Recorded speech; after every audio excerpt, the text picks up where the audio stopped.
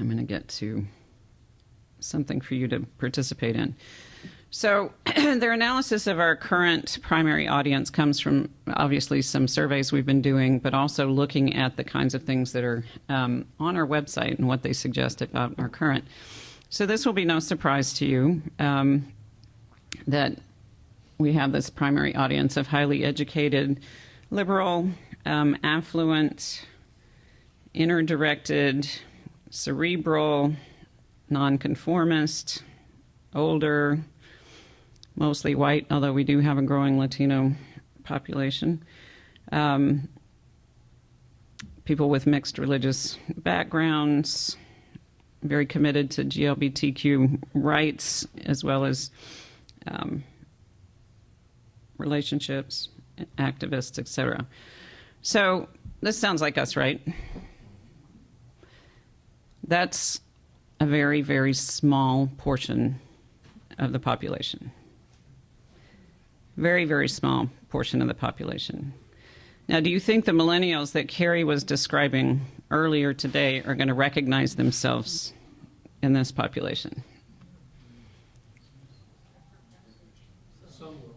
Some will. Right, right. They will see them as their parents or their grandparents, whom they actually like. The great thing about millennials is they like their parents and their grandparents, which is really nice. But they're not necessarily going to see themselves and the way they live their lives as reflected by this primary audience. And if all we try to do is speak to this primary audience, we're going to miss all of the others. So the prospective audiences that we have, again, are the millennials and the spiritual but not religious. So it's not just millennials that this spiritual but not religious is growing in. It's also all generations. All generations have an increasing number of people who do not want to identify with traditional religion. We have great prospective audience with young families, but here's the kicker. It's young families who actually want to participate in religious community together, not as separate groups. They want to have a multi-generational experience because they're separated most of the time from their families. Religious refugees, people, which has always been obviously one of our primary audiences. So a big part of what we're asking ourselves then is how do we signal to those audiences? What is it that it requires for us to say to those audiences that are going to get their attention? So we're trying to find ways to signal something simple, different, and, do you remember? Simple, different? That matters. That's relevant, right. So what we've come up with are some initial phrases that have helped us think about how we start to shift our culture and how we start to shift our behaviors and how we start to change our communications to work to signal more in these directions to these prospective audiences. And so we've come up with some phrases that seem to capture some of the active ways we want to begin to describe ourselves. So the promise that we want to be able to make to people is that they can join us on a faithful adventure. That it's not something that it's going to be handed to people, that it's something they can fully participate in, that they can engage and they can actually set the course for. We also want to communicate that we're promising that they can come with the entirety of their person and step out on that hero's journey ledge and do something different, and they will be held. They will be held when they come to us with that kind of courage. And that it is a lifetime of development. It's not just one thing that you learn once and then it's done. And that there is this sense of radical inclusion. We also want to communicate that we have the personality of activism that inspires, that is brazen in its acceptance. I love these kind of much more active, clear, shorter words, steeped in compassion. Now, you might be recognizing already that this is a little aspirational, right? Is this how you would describe most of our congregations? Necessarily. It would be nice. It would be nice. But a big part of the critique we've gotten as we've talked about this branding framework to people is they say, well, that's not what UU congregations are like. It's like, well, maybe it's time they were. Maybe it's time for this kind of process to activate all of us to aspire to move in different directions, to live up to our values. And the values we want to communicate are that we understand ourselves as part of a larger universe of which we are only one small part. That community fuels this activism, that we are resolute in our welcome. Again, you see aspirational in this. And so what it takes is first and foremost an internal examination. So the whole staff has been going through a process of asking ourselves, what is it that we are doing, and how does it signal whether we're living up to this framework? So guess what? We took a look at something like, our website. Does our website communicate these things? No. Not because it's a horrible website with really bad information, but because it understands its purpose as being to give people a lot of information rather than to signal something clear to these kind of potential audiences that we're talking about. So that's just one example of something that we're looking at and going, oh my gosh, that website only communicates to people who have already found us and who already belong in that first category that I talked about. So we have, and this is no criticism, Peter, but on the front page of the website is Peter's speech at General Assembly. Well, that's interesting to people who wanted to know what happened at General Assembly. What does that communicate to a millennial who's trying to figure out what Unitarian Universalism is? So just that kind of realignment and looking at the world from that perspective of what does this communicate to people who don't know about us, we're applying to every one of our practices internally. It's a big part of why the building is a huge part of our new signaling, the new building. But it also requires this outward orientation. An ability to step out of our own shoes and look at how people might see us, which is why it's absolutely critical that we have these outside consultants helping us with this.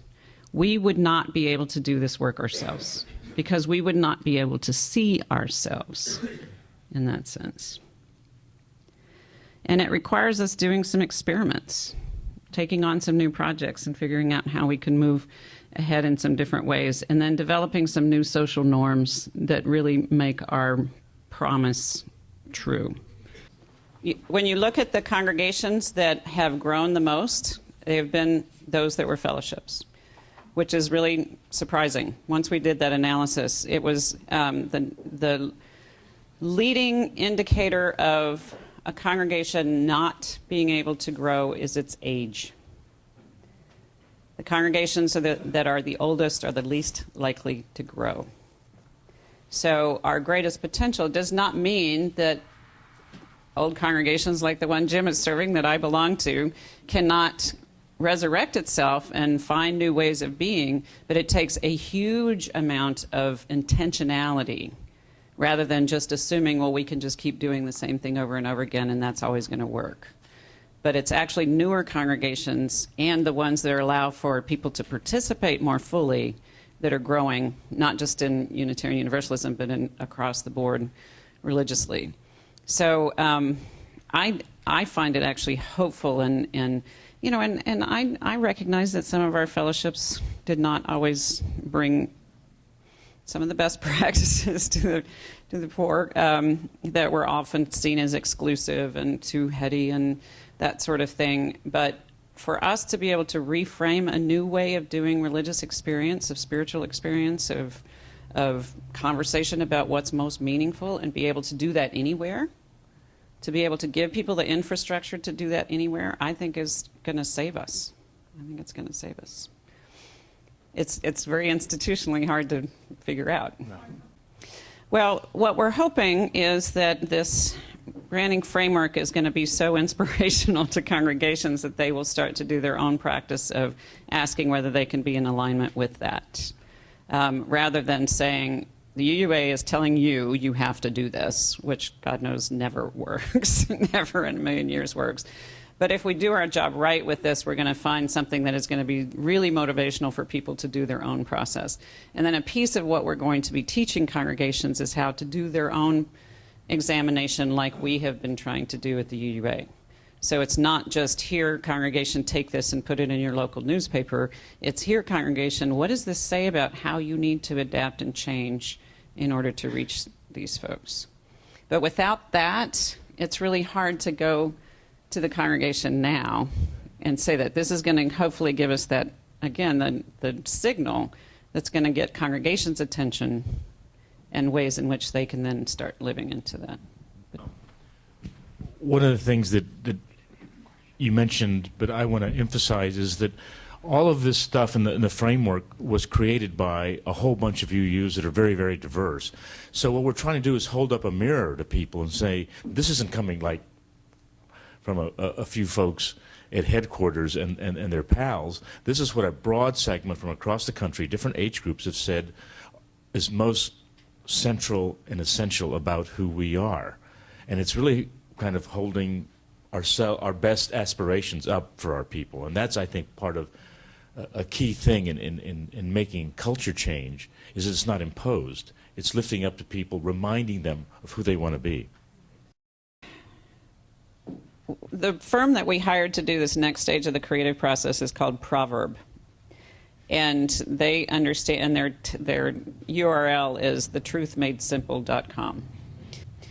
And, you know, obviously that appealed to us a lot. But what they talk about is that their process is one of sifting, where you take all of these concepts and all of these things we've come up with in the framework, and you sift them until the most important thing distills out. And that's what we're waiting for, to find that kind of clarity that's going to help us describe this in a, I think, new and different sort of way that doesn't involve some of the old tropes that we keep trying to use. So I'm looking for something that's going to describe the incredible potential we now have in a church like All Souls in Tulsa, which is doing Pentecostal worship, at the same time as we're describing these great new humanist groups that are rising up on college campuses and other places. What is it that we're going to be able to describe that encompasses that? And to me, it's the brave souls is a way of describing that, because both of those are experiences of bravery, are experiences of being willing to put yourself out there. So, so I think we're looking for that kind of fresh language that is going to be able to help us articulate this in a different kind of way. And some of these phrases, I think, get us closer to it, but we're still in the sifting process. So where does our theology and our actual religion fit into this? Well, that's a big question that we've been, the group of 50 people that Peter was talking about, were absolutely insistent that they see that reflected in this as well. So it can't just be an Apple ad. But it's got to be some kind of language that manages to bridge those worlds. So, you know, we're trying to gesture toward it with things like faithful adventurers and steeped in compassion and reverence found here. But we're real clear that whatever we come up with has to have that spiritual emphasis.